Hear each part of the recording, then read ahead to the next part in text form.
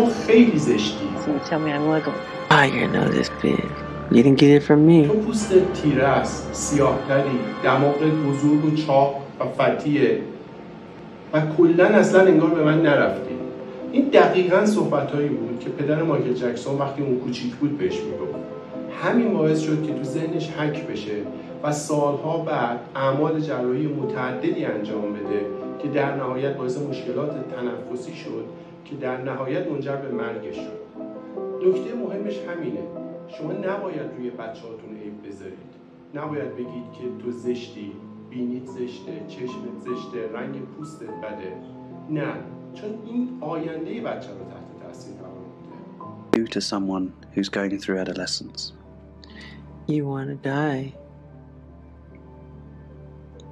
You want to die.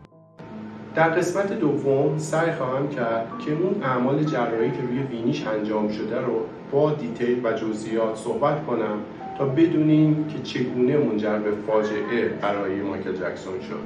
ممنون.